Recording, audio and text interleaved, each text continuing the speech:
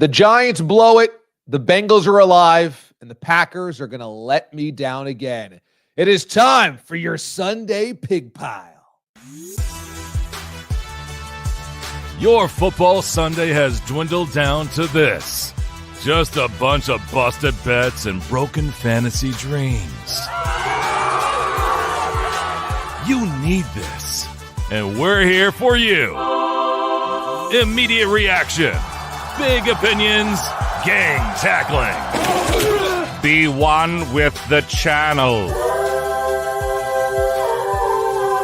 It's DA's Sunday Pig Pie. Oink, oink, suckers.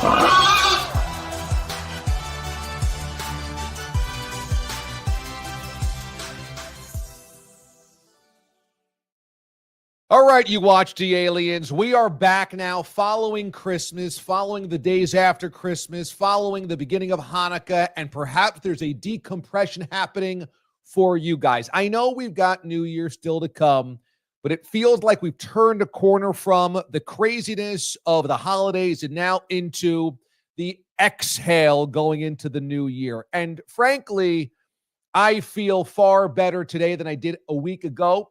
Never any excuses. We simply play the teams on our schedule. We keep plugging along and never, ever, ever give up the fight. But to be quite honest, last week we were playing hurt. I had gotten sick on the night following the doggy dinner, which was Thursday night. Went into Friday morning and felt like hell. And I did the show on Friday morning, but from Studio DA, so didn't get anybody sick. I had to stay away from AJ, stay away from the Bourbon Bell. And then we had Sunday morning tailgate on Sirius XM and then the show Sunday night. At that point in time, remember, no Aiden. Now, my friend Carter, who has joined Carter Bainbridge, our Watch DA family as a video editor. If you've seen some of our video shorts on YouTube, they're fantastic. He's a wizard with them. He's doing that. He stepped in for Aiden, but had not executive produced the show before. So last Sunday night show was really me flying solo for the most part and still not feeling 100%. So the fact is we get the Marquette Marvel back tonight, full graphics, full giveaways, full everything, and I'm back to tip-top shape now, as we like to say around these parts, feeling good, doing well. All right. Tonight, Dan Hoard, the voice of the Bengals, is going to join us. What a game he called yesterday. The Bengals and Broncos coming down to the wire. Bengals had to have it to stay alive and somehow found a way through hook and by crook. Joe Burrow won't go away. So I said, we got to get Dan on the show. Dan's been a guest of mine on the show for a number of years.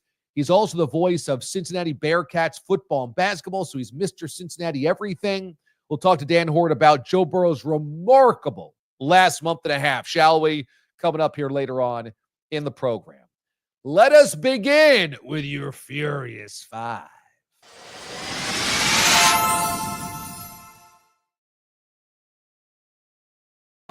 We traditionally begin with the Fitz Magic, especially when we're fully staffed. And tonight, we're fully staffed. And so let's get into the best fits of the day, shall we? These are the best pregame wardrobes coming into the stadium. Gotta love this. This is Cardinal safety Budda Baker last night, walking in with a Muhammad Ali sweatshirt. This will be a theme. Big graphic sweatshirts and sweaters. The greatest. I am the greatest. There you go. On a yellow, bright yellow hoodie. Did not help the Cardinals win, however, last night as the Rams took it. Here is Mac Hollins, and let's zoom in on his graphic hoodie, which clearly everybody got for the holidays. And this is a Christmas-themed sweatshirt. Deck the Hollins with his big, crazy hair, and the Bills are feeling good and doing well. And yes, Mac Hollins always is shirtless, or I should say shoeless. So there you go. And it worked as the Bills lay 40 on the New York Jets today to clinch the number 2 seed. More on that. And then here you go. This is Patriots wide receiver Kayshon Boutte yesterday. Now, the Patriots played like Boutte. But this is a really cool sweatshirt. That's the Pink Panther. Pink Panther, like a light blue with the pink everything going on, graphic with the Panther on there. That's pretty cool. And so there you go. That's the Fitz Magic. Your best fits of the weekend as the guys arrived at the stadium. I'll tell you, I saw some video of what the tailgate looked like from Gillette Stadium yesterday, and woof, it was a rainy, miserable day. It was unseasonably warm, actually, in New England. I know because I was up in Rhode Island seeing the in-laws, but oh, God, imagine going to see this putrid Patriots team and tailgating at that stadium in the rain. No thanks. So barely anybody showed up, and good for them for not showing up because the Patriots got their butts handed to them by the Chargers. All right, so let's get to some of the action from the weekend, shall we? And let's begin at MetLife Stadium, where the New York Giants had a simple task: lose twice. How hard can that be? You've lost 10 games in a row. And the Colts had something to play for as the Indianapolis Colts came in, needing to make sure with a win they stayed alive in the playoff race. And you blew it! Oh, my goodness. Oh, no. No. The Giants won a game, a meaningless game, an insignificant game. Don't do that. And then took themselves out of the number one pick in the draft. Now, this actually would be far more egregious if there was an overall stud quarterback at the top of this draft that everybody said you got to have, you got to get. And that's not quite the way it's going, obviously. Instead, what you have is a probably take Shore Sanders, probably. But in this case, the Giants messed around and now are tied with 4 teams at the top of the playoff or the draft race. So all with 3 wins: Giants, Patriots, Titans, and the Browns for the moment. If the Dolphins hold on to beat the Browns, you'd have a 4-way tie for the worst record in the conference or worst record in the NFL. And then it would come down to tiebreakers. And so the fact of the matter is the Giants blew it. They no longer control their own destiny for the number one pick in the draft. Why would you do it? And in terms of why would you do it, this has got to be the most ridiculous set of circumstances for the Giants to be coming to the end of this 3-year run with Joe Schoen and Brian Daboll, because the good of this era happened at the front end. John Mara doesn't want to necessarily have to fire both these guys. Apparently, they're not a package deal either, even though they both came from Buffalo and were both hired at the same time 3 years ago. But instead, you seem to have the deck clear for, all right, the Giants are just collapsing towards the finish line. They're really terrible. You know what? The case can be made. Now you don't have to bring back anybody. You certainly can get rid of Brian Daboll. Maybe you let Joe Schoen draft the number one pick overall, get himself a quarterback. But instead, now they win. Drew Lock looks great. Was that a Brian Daboll coaching thing? The team played hard. And Daboll and Schoen just have another notch in coming back. And yet, you might not have the number one pick. Oh, how could you? How could you? How could it happen? As one of our favorite drops goes. How could it happen? I would be a little bit less, I would be more really aggravated by this if there was, a surefire franchise quarterback at the top, like a Peyton Manning and Andrew Luck, somebody like that, a Joe Burrow. Because there's not, do we know Shador is a sure shot? Do we know that Travis Hunter is a generational player? The Giants would probably take a quarterback there. Is Cam Ward worthy of that pick? So, I guess it's not that big of a deal, but it's still, you control all the chips on the chessboard. That's a mixed metaphor.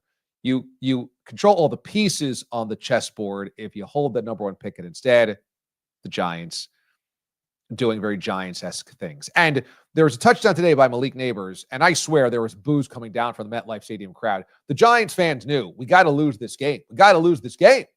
And instead, here goes Malik Neighbors racing through the Colts defense. And how bad did the Colts defense have to be to let Drew Lock look like that and Malik Neighbors? And the Giants fans rained down boos. What are you doing? What are you doing? All right, next up, I just want to say congratulations. I just want to say congratulations to the New York Jets for officially quitting on the 2024 season. It was not quite clear leading up until week 17 if everybody had shut the door and walked out on the season. But now it's made abundantly clear. You guys don't want to be there. You guys would like to be anywhere but. And led by Aaron Rodgers, this is a team that is clearly at each other's throats. We have the story of Garrett Wilson coming out this week that he's unhappy with his relationship with Aaron Rodgers and the lack of touches he's gotten this season. We had, interestingly, Aaron Rodgers and Davante Adams openly talking about record-breaking touchdown passes in the middle of a completely lost season in a game in which you're going to be completely outclassed. Good that we still have our eyes on selfish marks here. Also, I mean, did anybody want to tackle on the Jets side of the defense? Anybody? Or was this just all business decisions? What a classy effort by a classy organization in the New York Jets today in Buffalo. Couldn't happen to a better organization. Couldn't happen to a better owner. Couldn't happen to a better quarterback, could it? And there is a couple of moments in this where very obviously Rodgers has also quit on the season. There are throws in there which is get me the hell out of New York. There are throws in there which is duck, somebody's coming, just get it out of my hands. You have to love this I'm soldiering through to the end type of attitude by Rodgers. I might be playing hurt. I'm not talking to doctors. I want to be out there. I want to come back if they'll have me, all this type of stuff. When the play on the field suggests I'd rather be anywhere else. Look, I've taken my shots at Rodgers the entire season, and they're completely warranted. But Rodgers this week was faced with a very clear opportunity to start shifting the blame. And he did. When he joked, I might be released by a teenager. That would be a first. That was Rodgers saying, hey, this thing's a mess. Now it is. And Woody's a mess. And that whole deal that we got into last week on this show with Zach Rosenblatt of The Athletic, if you caught that, it was a great interview. He helped pen that piece on the Woody Johnson nitwit teenage sons that are helping run things. If you didn't go back and watch it, it's a fantastic conversation with Zach. But the deal is, Aaron is saying, hey, look at how awful this is. Yeah. I definitely want to play football. I'd love to be back here, but it's a mess. So he is simultaneously saying what diplomatically should be said, but distancing himself from this. And there's plenty of dirt on the hands of Woody Johnson, his family, and the organization at large. But the way that Aaron Rodgers played today, woo, P.U. He's trying to run, no longer mobile. Trying to throw, doesn't have accuracy or arm strength. Then when things go wrong, he's either pointing the finger, throwing an interception, having a penalty flag, and a late push out of bounds. One of these things. And I'm just glad we were talking about milestone marker touchdowns thrown to Davante Adams this week, right? As long as that was the focus. Oh, my God. Oh, my God. I saw somebody tweet this afternoon. The Jets hooking up with Aaron Rodgers was thinking that they were getting your high school crush, and instead hooking up with your high school crush when she's 40 years old after 4 kids. I would say more like 60 years old after 4 kids, but we get the metaphor there. For the Bills, this was extremely important because now it means even though the Chiefs have the bye as the 1 seed, the Bills earn a bye as well. And this was another sight. This was another chance to I think, see a growth and development from the Bills as championship caliber. Now, I know nobody's going to believe it, including those in Buffalo, until it happens. I understand that. But I pointed this out a couple of days ago on the Sirius XM show, that there's been a couple of, Bills moments where they just took care of business. And this has been the Sean McDermott era. It hasn't all been great, obviously. There's been a lot of headaches and a lot of heartache. But when they beat the doors off of the Patriots 47-17 of the playoff game, it was they're the bullies now. Got it. I thought this year, when the Bills had the Chiefs at Highmark in Buffalo, it was pretty obvious the Bills were the better football team and were pretty confident about being the better football team. And it was there's a business approach here. And you guys, it's the only loss so far of the season for the Chiefs. And the Bills did it. And I thought it was pretty businesslike. It wasn't a fluky, oh my God, can you believe we did it? It was, we're good enough to do this. And then I thought today there was another moment where the Bills had a chance to get the 2 seed. They couldn't play for the 1, but the 2 seed meant we get a bye. We don't have to play anybody in week 18. So we get to rest before the playoffs. And they didn't leave anything to chance. I mean, they just, again, destroyed the New York Jets. It was over in the first quarter. So that was okay. All right, we see you, Buffalo. You're for real. This is a business approach. And I like that. I appreciate that.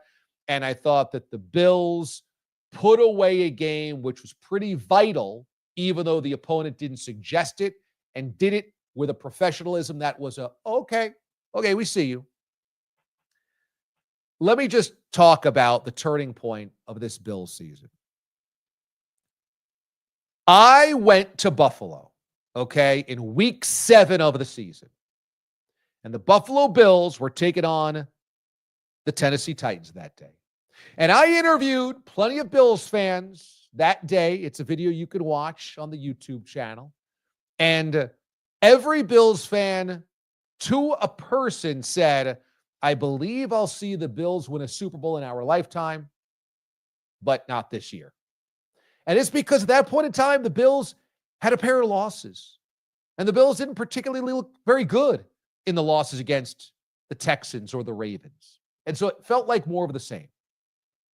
And that day, there was a young woman who took a beer, a tall boy beer, by the way, and said, I can be the hero you're looking for. And this young woman named Priscilla, known, I guess, in the community as a beach volleyball star. Yes, a beach volleyball star in Buffalo. Took that double-decker can of Corona at the tailgate and said, I will shotgun this beer. Really? Wow. And Priscilla proceeded to get down on one knee. She asked for a key. That's right. And she wanted to stick the key in, turn it, and then turn it loose. That's exactly what she did. And since that day of that incredible performance that I witnessed in person, firsthand, in that parking lot outside the Bill Stadium, let me just tell you, the entire fortunes of this franchise have turned. And Priscilla, the shotgun extraordinaire, I think might be the good luck charm, the symbol of things are different around here, kind of like the Mets had with Grimace. Because since Priscilla pounded that beer, I want to rip off the stats to you, okay? Since Priscilla chugged that beer, here's what we have, okay? Since Priscilla was the hero we were all looking for, the Buffalo Bills are 9-1. Their only loss in a shootout to the Rams by 2 points. Since Priscilla shotgunned that beer, the Bills are averaging 34.4 points per game. Since Priscilla shotgunned that beer, Josh Allen went from plus 475 of the MVP race to the odds-on favorite of minus 250. And since Priscilla shotgunned that beer, Josh Allen has 27 combined touchdowns against just 6 interceptions. Is it a coincidence? Is it happenstance? Is it just another member of Bill's Mafia doing what Bill's Mafia does? Perhaps. But I would tell you this. Since that day, 1, 2, 3, 4, 5, 6, 7, 8, 9. The Bills have played 10 games. They've scored 30 or more 9 times. Since that day, the Bills have beaten both the Chiefs and the Lions, perhaps the 2 best teams in football. Since that day, Josh Allen turned into Superman. Since that day, the fortunes of the Bills turned. Priscilla, the beach volleyball player, the shotgun extraordinaire, she changed everything. All right, next up. Next up is Saquon Barkley. And Saquon hits the 2,000-yard mark. And I will say this has been an incredible season by Saquon. He's been everything the Eagles needed and more. Saquon has obviously paid massive dividends on the free agent contract that the Eagles signed him to. And Saquon has really helped keep this thing going when the passing game was not very good under Jalen Hurts and now under Kenny Pickett.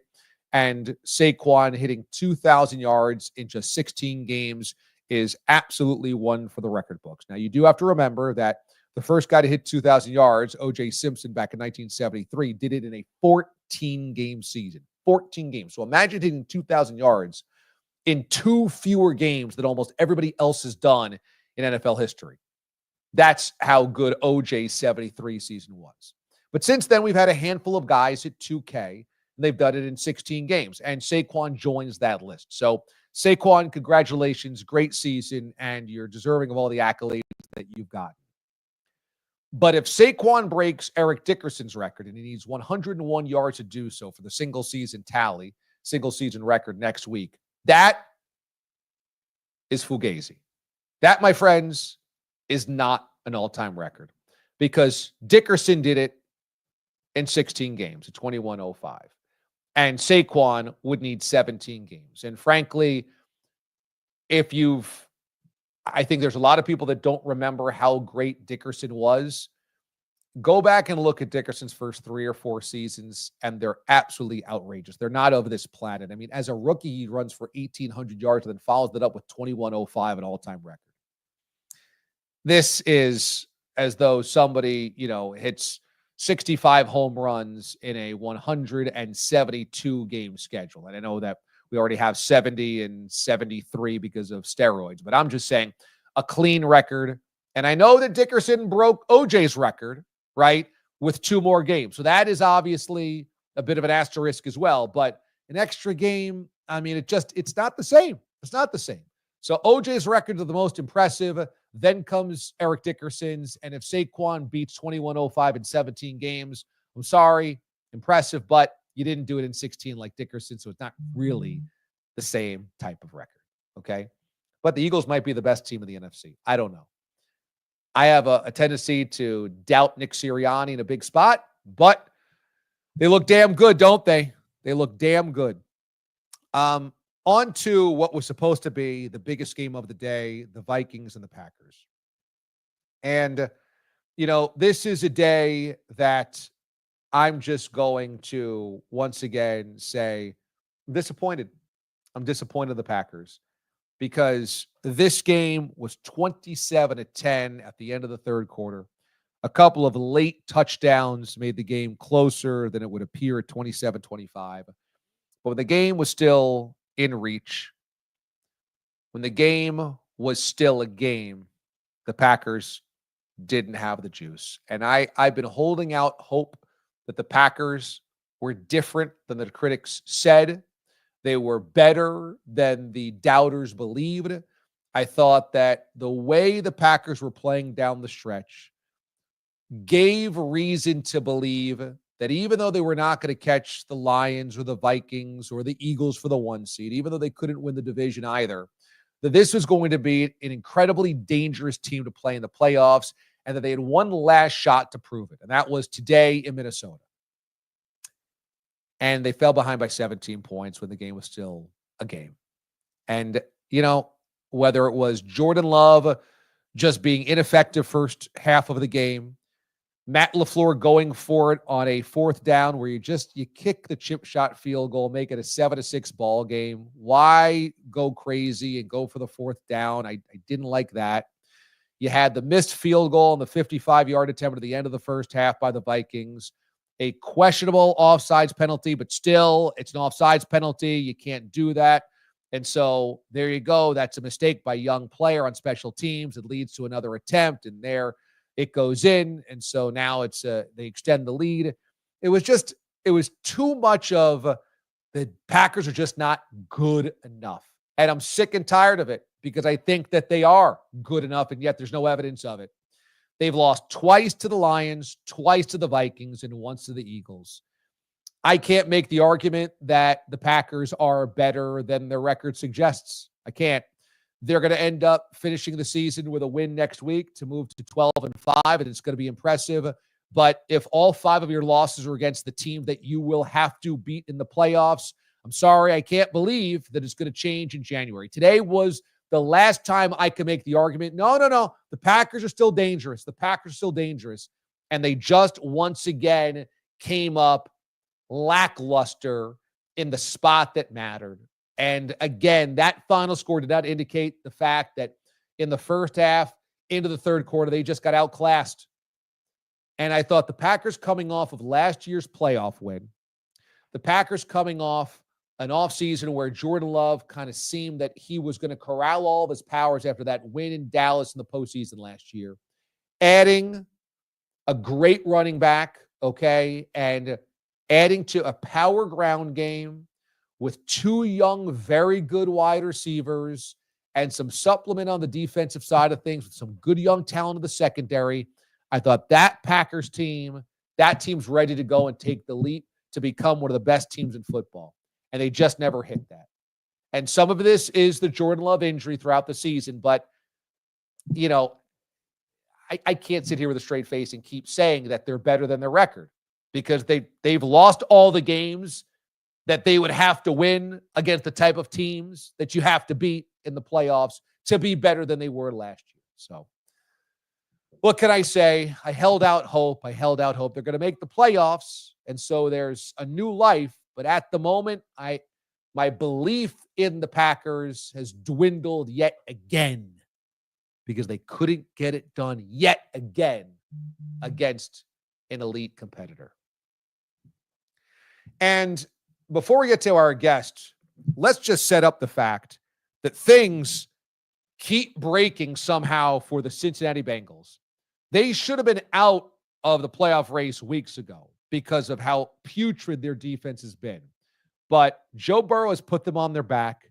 They pulled a few rabbits out of the hat. And then they had to win yesterday over the Denver Broncos and did so in crazy, maniacal fashion where they might have taken a knee down towards the goal line. They didn't take a knee. Joe Burrow rushed in for the touchdown. That left time on the clock for the Broncos. The Broncos on 4th down get a heave into the end zone from Bo Nix. Mims catches it, and so now suddenly it's a tie ball game. Peyton doesn't go for 2 in the win, sends it to OT. They win the coin toss, got a punt. Then they force a punt from the Broncos. Then they run down the field and set up a chip shot field goal. Doink. So now they got to force another punt. They do that, and then they score a touchdown. It was a crazy swing of events yesterday for the Bengals. But the Bengals get the victory to keep hope alive, and they needed a loss by the Colts and the Dolphins at some point in the final 2 weeks. Well, despite how awful the opponents were for both teams, they got the loss by the Colts because of the Giants' victory today. So the Colts, they get scratched off. Now they just have to hope that the Dolphins get miserably cold weather next week at MetLife Stadium because we know the Dolphins are terrible in 30 degrees or under. They won today, but it was a wonderfully warm, balmy day in Cleveland.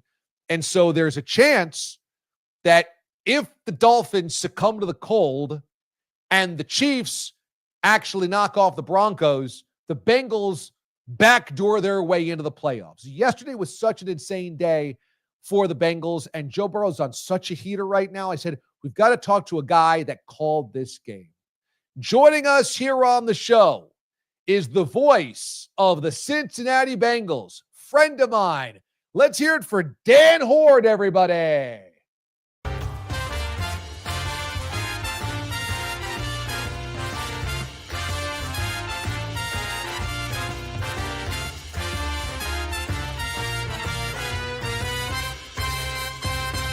One of the best stories of the NFL season is the will they, won't they Cincinnati Bengals. Never say die. They are still alive.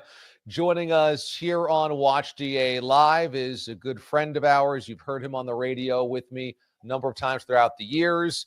Joining us is the voice of the Bengals and UC Cincinnati basketball and football, Dan Hoard. Dan, how you doing? DA, I'm awesome. How are you?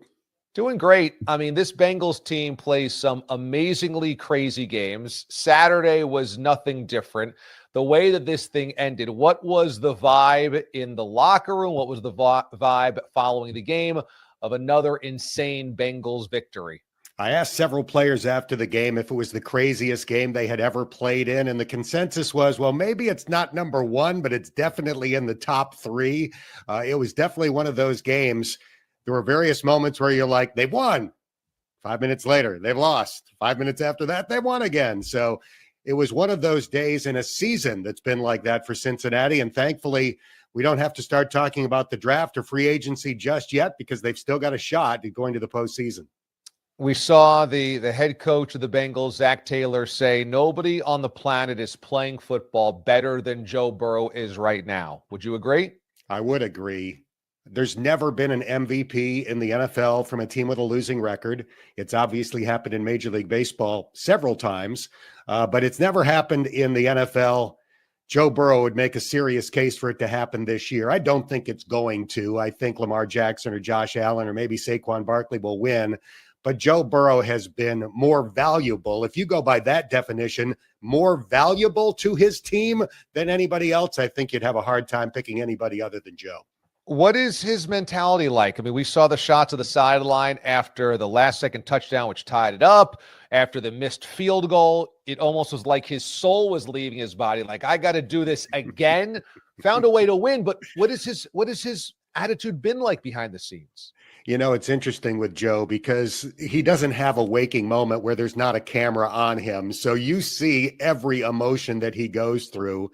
And there was a moment a few weeks ago when the Bengals won a road game at Tennessee. The game was in hand, and Joe was more or less freaking out on the sideline. He was face-to-face with Zach Taylor. A lot of people interpreted that as some sort of disagreement between player and coach, and it wasn't that at all. It was Joe having the ultimate high standard and just being disappointed with the mistakes that the Bengals made in that game. So that's Joe Burrow. He is a perfectionist. He is playing close to perfect in recent weeks this year, and that is the biggest reason why the Bengals still have at least a puncher's shot of going to Buffalo in round one of the playoffs.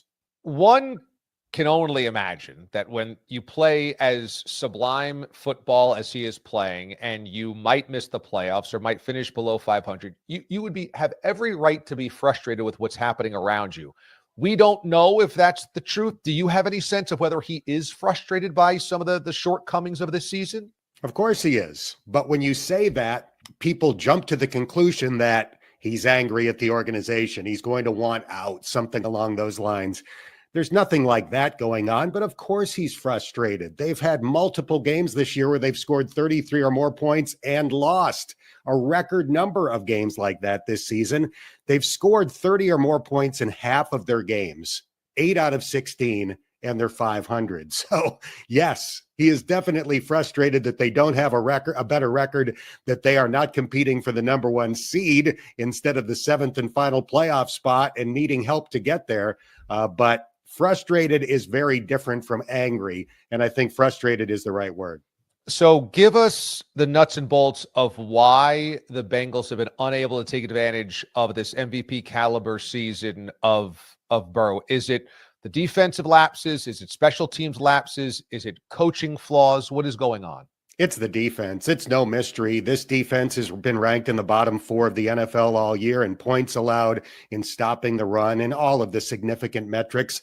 I mentioned a moment ago that they've had a bunch of games where they've scored 33 or more and lost. That just doesn't happen in the NFL. It's only happened to 2 other teams this year. It's happened to the Bengals 4 times this year. So yes, it's a defensive issue.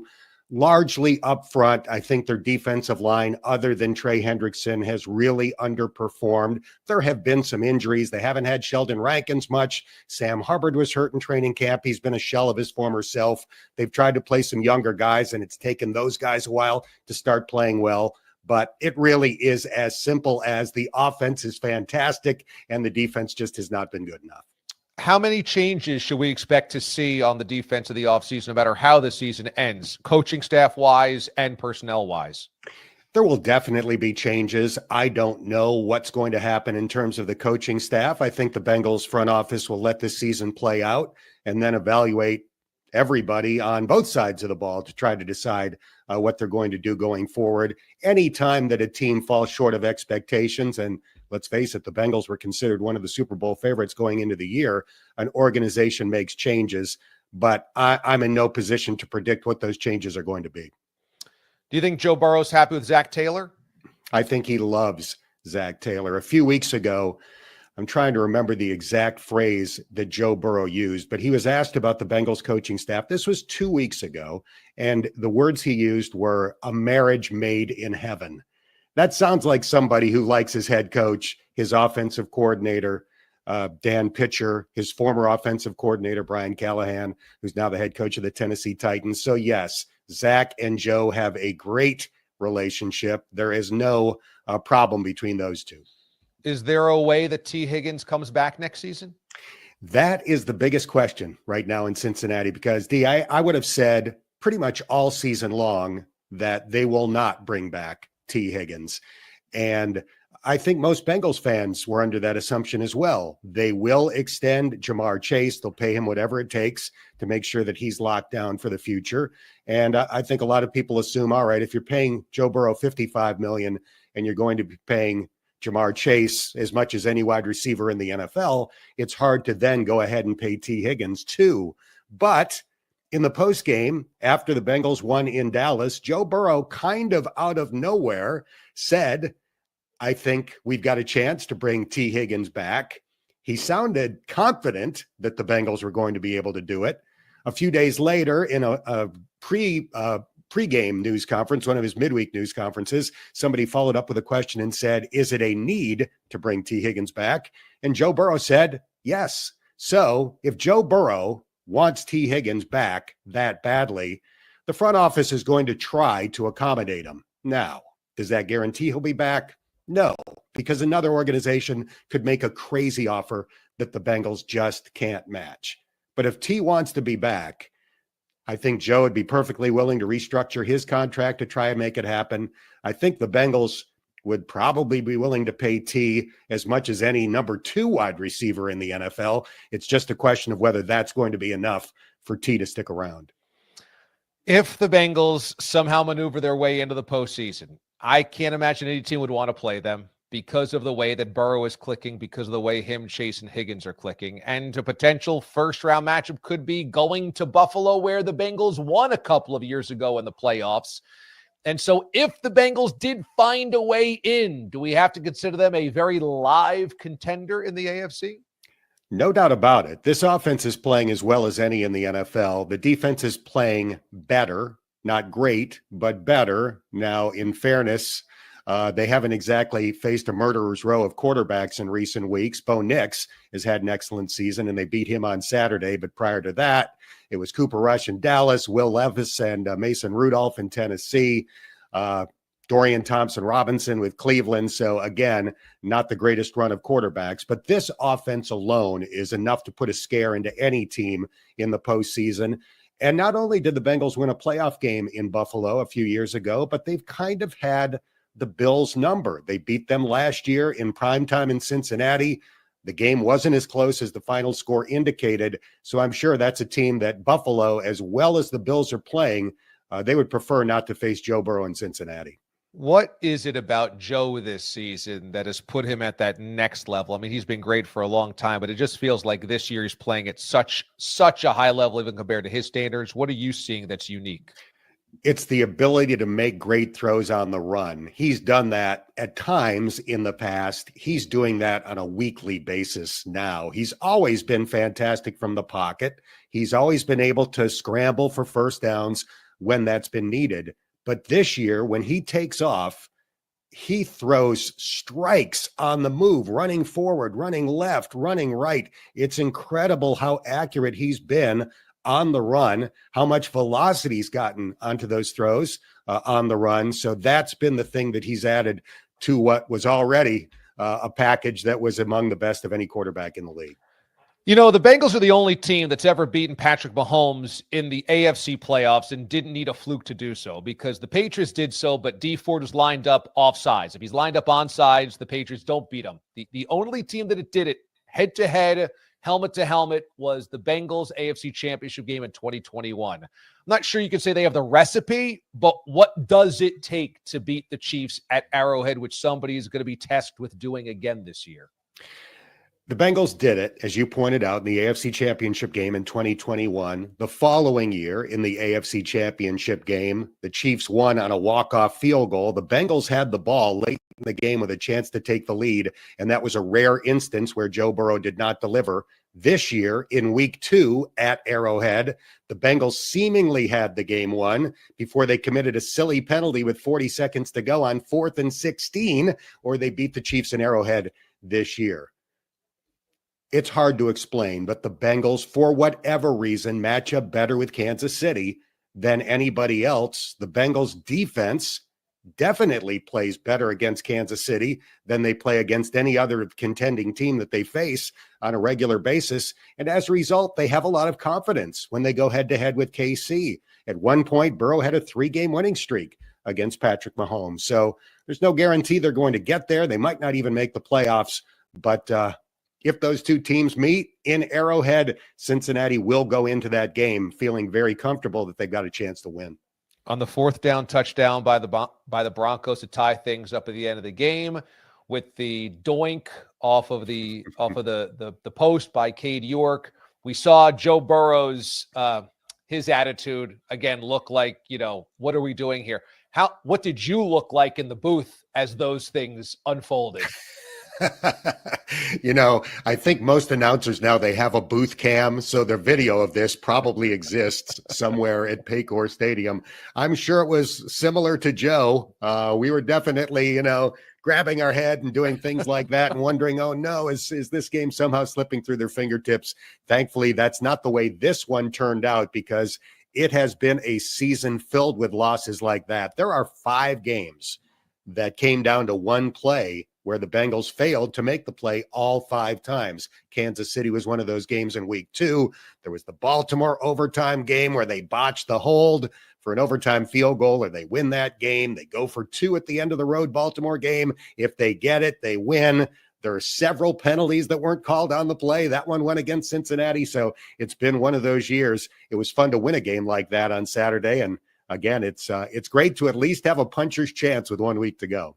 Well, before we let you go, a big honor recently as you were honored by our alumni, our fellow alumni, the Newhouse School at Syracuse, for the Marty Glickman Award. Glickman was a legend. This is for leadership in sports media. Nobody more deserving than you.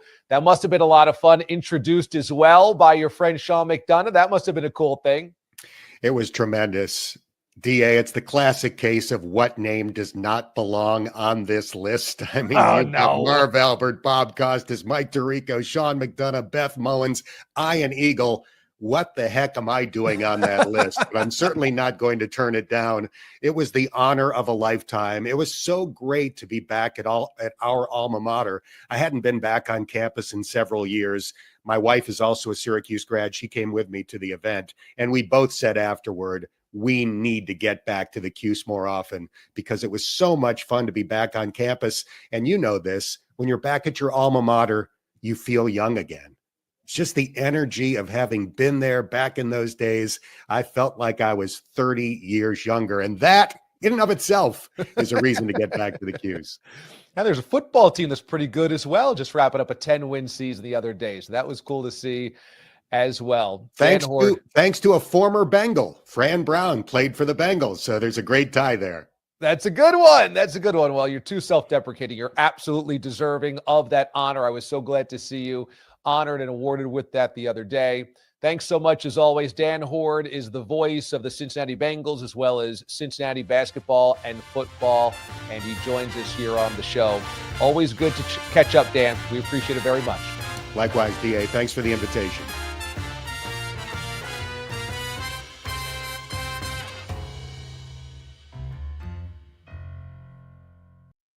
I mean, you know, a guy is classy when he says, "Oh, I don't belong in that group. I don't belong with this group of all-time broadcasters." And he's like the longtime voice of an NFL team, and in the same city is the longtime voice, even longer than the Bengals voice, of the Cincinnati Bearcats and their basketball and football team. Dan Hoard has like sports Emmys. He's got like regional Emmys. He's got state. He's got all these awards. He's like, "Oh, I don't belong in the same category as those guys." I mean, come on. But he's always been an incredibly humble guy. And I was so happy to have him on the show tonight because he just got rewarded or awarded with this tremendous honor from our alma mater, Syracuse. And, you know, he's one of those guys that helped me along the way when I graduated and has always helped me out with some advice and, you know, just tips for the industry. And if you ever want to go learn something or be something, look for somebody that has been there but doesn't have an ego about having been there. Because that's what Dan has always been. You know, he would say, "Oh, I don't belong with this class," but of course he does. And those are really special people, and you'll learn a lot from those types of people. And they are rare, but when you find them, hold on to them because they're certainly of great, great value. So really cool to have Dan Hoard here on the show. That brings us into a little Santo Tequila moment because Santo, of course, is one of the sponsors of Watch DA Live. And for joining us tonight here on the show, Dan Hoard is going to receive a bottle of Santo Tequila. And I know that plenty of you have used our code to buy your own bottles of tequila because I've heard from a few of you guys on social media and via email over the last few months, including the last few weeks for a little holiday shopping. So I'm glad you guys have enjoyed that. Once again, we have a great promo code, Mothership, which gets you 10% off your order at santospirits.com. And I can promise you the Santo Blanco tequila is incredibly smooth, incredibly delicious. We had it at the Bob's Bar show back in November. Everybody loved it. We took a shot of that. It was incredible. Everybody seemed to really enjoy it. It's a great mixer. It's a great shot. It's a great anything. Santo Blanco. They also have an añejo. They have a couple of different tequilas, but it is Guy Fieri and Sammy Hagar's signature cocktail or signature tequila brand. And they've been kind enough to be one with the channel, as we say around here. And speaking of, there's a lot of different cocktails and recipes you can use Santo Blanco for. Our very own Marquette Marvel Aiden Hatton has a how-to on another bunch of delicious cocktail options.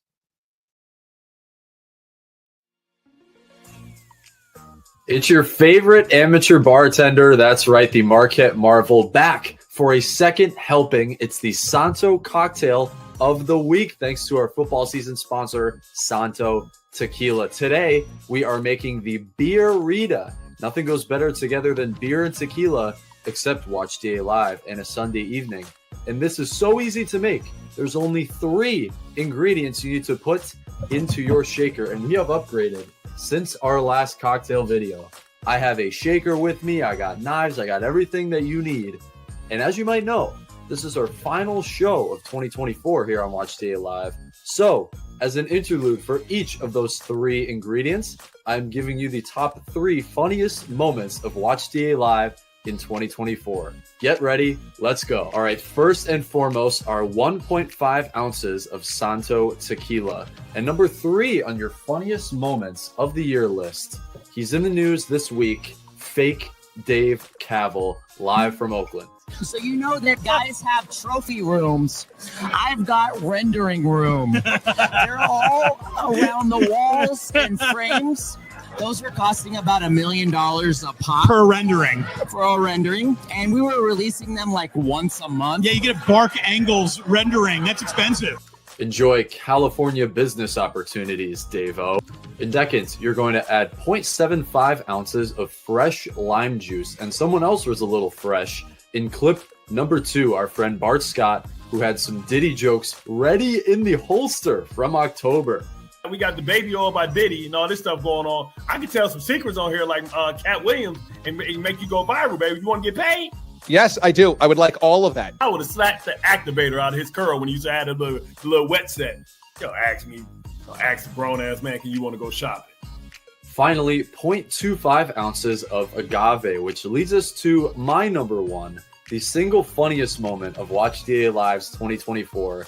It's Baltimore's finest, Bob Parsons, mistaking Rosie the cat for DA's pants having a little too much agave. That is really cool. And I know that it's cool because Rosie the cat just jumped up on my lap as you were telling that story. So it resonated with Rosie as well. I seen that tail go up, and I thought he must have his zipper down.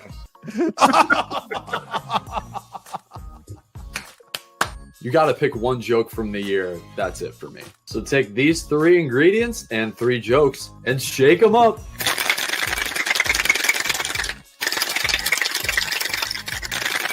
Pour into a salt-rimmed Collins glass. Santo says to drink this one in a skinny glass, so I have my Baltimore-colored beer glass from Camden Town Brewing.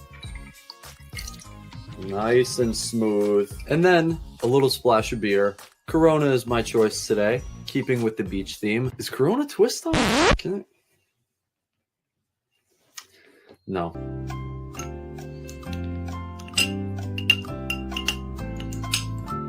we go.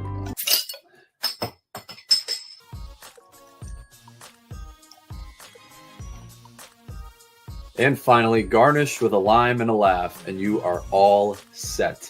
There is your Beerita by your favorite amateur bartender, Marvel Made, complete with the 3 funniest moments of Watch DA Live's 2024. Cheers, the aliens.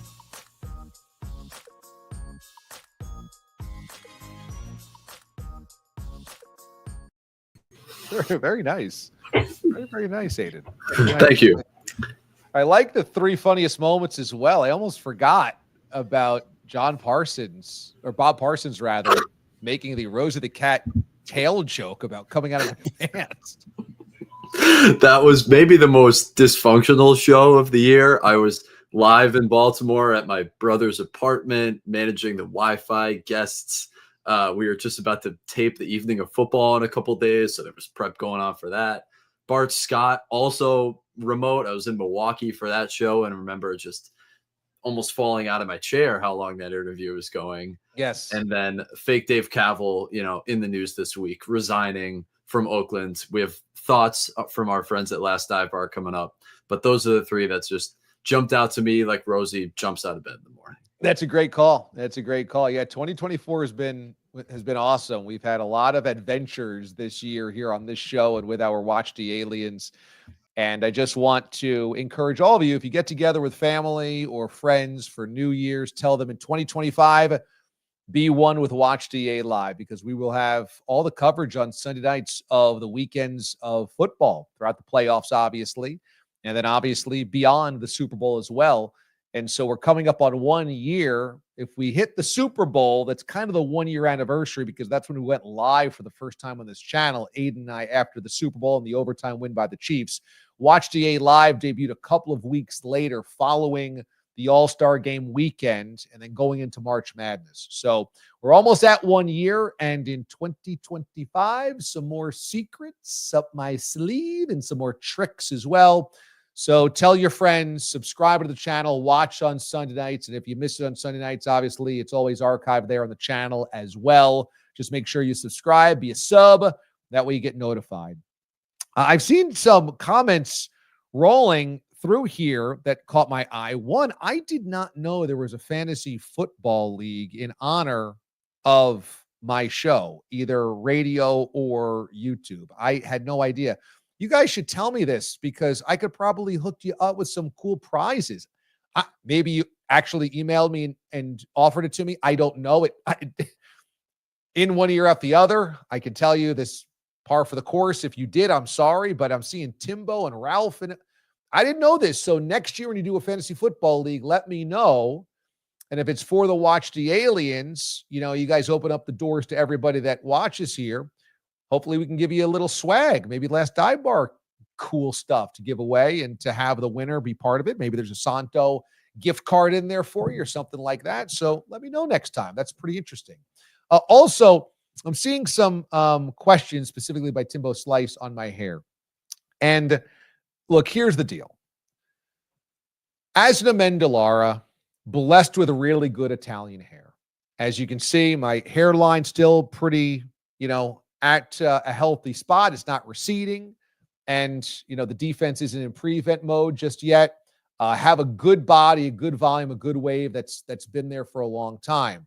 But I tend to keep it short because it's easier when you work morning hours to just have a short haircut, parted to the side, and away you go. But there has just been moments throughout my life, and there are specific benchmarks throughout my life where I just decided to hell with it, let's grow it out. Because, how many times do you hear somebody that doesn't have hair go, man, I wish I had your hair. Why wouldn't you grow it out? You have hair. So sometimes you get a little impatient with that. And I did this senior year of college. I just said all out. Senior year high school, I said, I'm growing out my hair. So those were 4-year increments. Then when I got the job in Miami, I said, you know what? It's Miami. Let's do it. Everybody's got long hair down here. Everybody looks ethnic or Latin or something. So I went with it. And every so often, I'll just go down this road. And now I'm doing it again. I'm just going to grow it out a little bit. Now, Bourbon Bell says she likes it. It's not ready yet, though. It's kind of like half-baked, admittedly. And Timbo said it looks like Dracula. I don't know if it looks like Dracula. It is combed back. So, okay, but it's not exactly waxed. I mean, it's just combed back. Plenty of people have a haircut like this that's not Dracula-ish. But it's going to take some time to really flesh out, to grow out. I would say, let's see where we're at in February. Give it 2 months. If in 2 months, it looks kind of not great, I'll probably go back to short hair. It's kind of a workshopping thing. It's like tweaking the offense before the playoffs. It tends to happen, though. I do it for a couple of months, and then I go, okay, I did it. I can go back, right? I can go back to just the short sides, a little bit longer on top, comb it, part it, and you're done. So we'll see. But we are in a weird in-between. We have been in a weird in-between for about 6 weeks now. Admittedly, believe me, I know this. And keenly aware that some days it has a life of its own as well. Some days it's out here, out there, back here, boom, that. So we're going to keep workshopping this offense going into the playoffs. Can we just finish the shift here really quick? You can't get off the ice just yet. 2 more. Do you dye your hair, number one? No. I told the Bourbon Bell, I can grow out my hair, but I'm never going to dye it because I don't think my dad didn't go gray. Papa didn't go gray until he was in his 60s.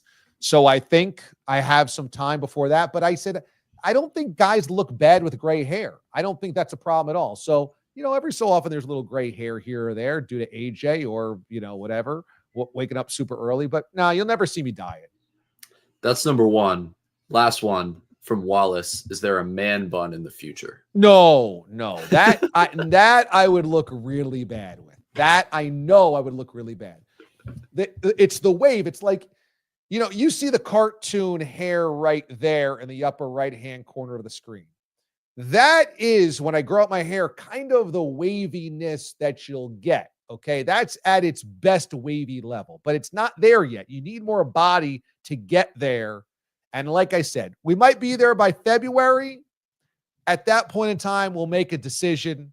And if we got to clean it up for the spring, we'll clean it up for the spring. But I reserve the right to make that decision at that given point in time.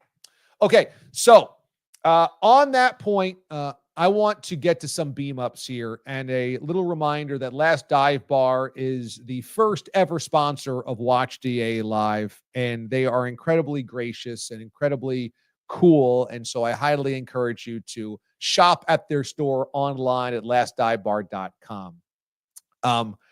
They just have the heartbeat of their community. They are the heartbeat of Oakland. And last week we delved into the passing of Ricky Henderson, who was larger than life, a superhero, a baseball icon and legend. And he was from Oakland.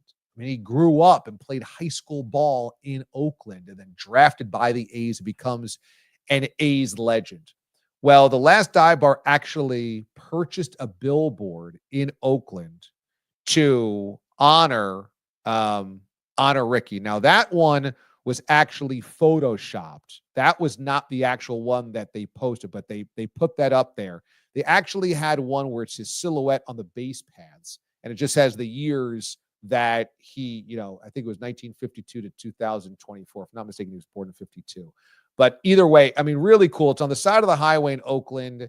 And I just was like, just an investment in fandom, an investment in the community, an investment in the type of people that they represent. The city of Oakland's lost a baseball team and now a baseball hero in the same couple of months span. So Last Dive Bar, just big ups to you guys as always. I know that there was people that just kind of pulled over on the side of the highway just to see the billboard, just to salute Ricky Henderson one time. There's been a memorial outside of the Oakland Coliseum where people have been putting Ricky memorabilia and flowers and stuff like that. So an outpouring of emotion, and they are just awesome. And so if you want to go check out some cool stuff, check out their online shop at lastdivebar.com. Use our code Mothership for 15% off. Again, 15% off. And you just got to use the code Mothership to get in on the deal. With that being said, let's do a little beam ups here, shall we? Before we get out of town. And Aiden will sift through the very best of the comment section today and let us know what we got cooking, and I will answer any and all questions that you may have. All right, Aiden, take it away. This goes to show that we are answering any and all questions. We had a whole segment that we did not plan based on the hair. That's right. But back to the agenda at hand. Our Last Dive Bar winner that I'd like to reward is Daily on YouTube, because follow the chain of events, DA. During the Dan Hoard interview, Timbo Slice started it off with, the Starbucks by my place is missing a coffee artwork just like that. And you may have noticed in Dan's interview, he has a very nicely placed coffee artwork in the back. Yeah. And that got Daly to say, this guy's importing stolen artwork. I guess the last name Hoard is appropriate for an art thief. And then finally, this is Mocha Joe's brother, Hot Tea Hoard. Oh, wow. And if you know that joke, you are a hardcore Curb Your Enthusiasm fan. I should wear my Latte Larry shirt next week to commemorate that, because Mocha Joe is kumbaya with Hot Tea Hoard, and I want to reward Daly for that hardcore detective work this evening. That's very good. Yeah, I saw this during the interview start picking up some steam, and only the Watch the Aliens could get into a tangent like this. That's his house, and he likes coffee and tea. He's like the nicest guy ever, and now we're saying he's importing stolen artwork from Starbucks. I mean, don't you people have any class, any respect? It's just a bunch of guys that are sitting in the back of the classroom and shooting spitballs at the teacher every single Sunday night right here on Watch DA Live. Shame on you all. I should expect nothing less, though. This is great. So, Daly, I know you're watching on YouTube. Email us at watchdalive@gmail.com, and we'll get you set up with your Last Dive Bar gear. All right. Very cool. That's good to hear. A couple of the things here that I wanted to highlight. Curtis says, DA, seriously, are you dyeing your hair? You've got 4 or 5 years on me, yet I look like a 70-year-old and you look 37. No, I'm serious. I'm not dyeing my hair. I told my wife that's just, I don't think I would. Here's my worry. I think when I go gray around the temples or up top, it won't look bad. It'll just look, whatever, that I'm getting older. If I start dyeing it, it'll look bad. I think it'll look miscolored. I don't think I'd have the discipline to do it often enough. I think it'll look bad. I've seen guys dye their hair, and I think it looks silly, and I think guys look fine. I think and I hate to be sexist here, but I think guys can get away with gray a lot easier than women can. So, that's the one thing, that I'm thankful for. And I will tell you that I really just try to live a life that's not too stressed out. I know that sounds ridiculous because I oftentimes say that the little things about doing the radio show or doing this show can get to me. And I like to make sure that we're on point and with all things, but I really just try to go like, okay, if I can't do it, can't be done, don't stress out, don't sweat the small stuff like that. And I really believe that helps keep you young. So if you can, this is a good time of year to start thinking about your New Year's resolutions in a couple of days. Try just not to sweat the small stuff. And perhaps you, like me, can avoid gray hair just a little bit longer. But if you get it, it's okay. It's not that big a deal. Okay? It really isn't that big a deal. Also, it was good to see that you guys gave me a little props for the consecutive game streak. We do kind of have that thing going on right now. I don't know. Aiden, maybe you can help me out with this. We missed one show over the summer. Do we miss one show? But we basically hit every Sunday night, even if it had to be taped ever since we started back in late February. Right. We're counting the tapings as, and that's just because you had a wedding one week, I had a wedding one week, whatever. And if you want to count those as shows, I think we've missed 1 week. Yeah. I think that was the Sunday night that I was in Oakland, right? We didn't do one in Oakland, but we had done the show live from Line 51, and then we had the recap show a couple of days later on Monday or something when I got back. But that might have been the only week we didn't have a Sunday night show. Now that I say it, and we're talking about all our travels together or separately, the Buffalo weekend, we did do a Sunday show. Oh, right. You're right. There was no Sunday show for the Buffalo weekend. That's right. So we're knocking ourselves down, but I'm fact checking. Well, to be honest, the consecutive game streak is pretty damn impressive because whether you've been on the road, I've been on the road, it had to be taped. It had to be, as live. Parts of it had to be taped or what have you. We have tried to get it done as often as possible. And last Sunday, I said, God, Aiden's not here tonight. And I'm a rare 2 week absence for me, by the way. I texted you that I was chomping to be back at the bit. So thanks for bringing me back.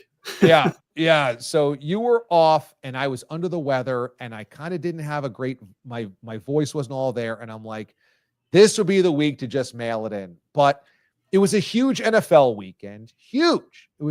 And I just said, why would we miss this? It's too good. Plus I had Zach Rosenblatt, and he was one of the authors on the Woody Johnson column. And I was like, if we could talk to the guy that wrote the Woody Johnson column, we kind of got to do it. So I just said, full steam ahead, let's do it. And it was a Willis Reed game, so sometimes you got to play the flu game, but we got it done and we're here for you guys. And I don't know, Sunday nights are a lot of fun for me. And I know the same for Aiden and all the guys that work on the show. And I think the same thing for the Watch the Alien. So it's never really work to do the show. It's always fun, but always want to stay committed as much as possible because I know that the audience is there. You guys come back each and every week. You guys are always here inside the comments. So it's always worth it for us to do as well. And I will say, big moment here. Tonight, got dinner in beforehand. Frozen pizza, handled that. So Aiden, usually you and I are scrambling for food after the show. I was able to get dinner in before the show. That is important. And speaking of things to get beforehand and afterhand, the right Last Dive Bar billboard to pay off the tease. Finally, we just want to commemorate Ricky, obviously. This is the one that they purchased. Yeah. I'm glad that we got the Photoshopped one in as well. But to Brian and our friends at the Last Dive Bar, if you made a purchase, the aliens included at Last Dive Bar, and you use our code Mothership, you contributed to that as well, which just further goes to our impact that this community has doing real stuff, which is impressive. Yeah, very cool, man. Brian and the gang over there, they're awesome, man. They're really awesome. This was a cool thing, too. Highlight of the day, Ralph said the Buccaneers employing the duck to distract the Panthers, which led to a blocked punt, scoop, and score. This is pretty wild. How a duck gets inside a football stadium, I don't know. I would think that the duck, I've been to Raymond James Stadium. I didn't notice any ponds around. Maybe I missed something. Does the duck fly into the stadium, land on the field in the middle of a football game with 70,000 people in the stands? That seems rare, to say the very least. But this was on the same day that the Eagles wore the Kelly Greens. And so That's right. the birds had a day today.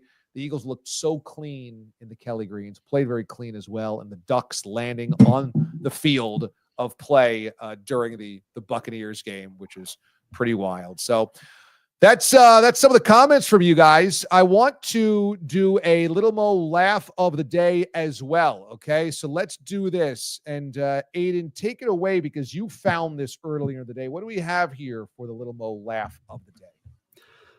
Our laugh of the day comes from Jacksonville, and that's an important note because the Jags played the Titans today at home in Jacksonville.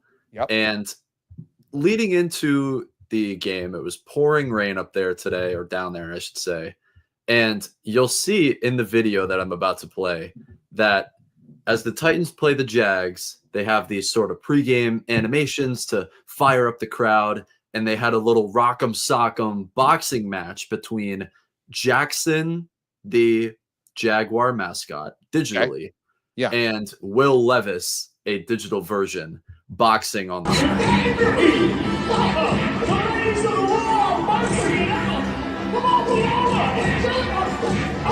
You guys got some rain jackets.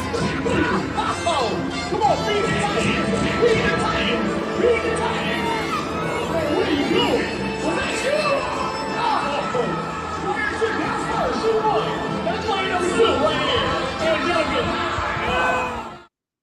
The Jags in-arena team is stunned as they actually see their pre-produced video have their mascot losing at a home game to Will Levis. Look at these punches, DA. I'm going to put it in slow-mo for a second for you. Oh, no, Will Levis KOs the mascot. Why would you have your own mascot lose on the Jumbotron to the opposing quarterback? This is terrible. And Will Levis didn't even play today. It was a Mason Rudolph day.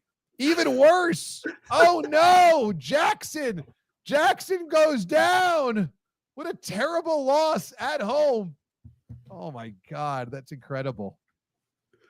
It's very bad. So shout out to Will Levis. And that was right after the quarterbacks come out onto the field. And so you'll see at the tail end of this that Will Levis and Mason Rudolph come onto the field thanks to Jim Wyatt, who covers the Titans. And he had the audacity to post this publicly. Thank you, Jim. Because as somebody who, gets paid to cover the Titans, yes, Will Levis knocks out Jackson, the Jaguar. So that's your laugh of the day. Very good. I like it. Very, very good. I want to just let you know that if you have won anything from us over the last few weeks, we've been a little backed up with the holidays, and shipping out has been a little backed up as well. But fear not, we're on top of it. We are trying to get stuff out this week, if at all possible, certainly after New Year's. And so by the end of the week, things should be out, I'm hoping. Also, from Santo, if you have something coming from Santo, they told me the same kind of thing happened, backed up at the end of the year because of paperwork stuff and backed up stuff for the holidays. And so they're trying to get everything out. So I know we had a couple of winners a couple of weeks ago from some Santo stuff. If you have not received it, fear not. We are still on top of it. So that's going to basically wrap it up from here for us. And I want to let you know that Timbo Slice leaves you with this as some type of image. Now, my hair looks like Gerard Butler Dracula 2000. So there you go. Thanks, Timbo. You're always right there with me to give me some support in my corner when I need it. Gerard Butler Dracula 2000. There you go. Now you'll never be able to shake that image, at least not for the next week. I will see you tomorrow morning on Sirius XM at Channel 82, Mad Dog Sports Radio, to react to the day of football. But that's why we love doing this, because you already get my reaction right here on Sunday nights. Make sure you're subscribed. Make sure you share this with others. And when we put out the videos of the week on YouTube as well. Send them along to those that might enjoy them, friends, family, what have you. Get them involved here in 2025. This is a place to convene and kind of commiserate and come together, especially NFL playoffs. And we will have the family grow, I'm sure, by legions as 2025 expands in front of us. So thanks, everybody. Thanks to the Marquette Marvel, Aiden Hatton. Thanks to all you guys. You watched The Aliens. And thanks to Dan Hoard, the voice of the Bengals, for joining us tonight here on the show. Be good and be good to one another. I'll see you tomorrow morning. And for Watch DA Live, I'll see you in 2025.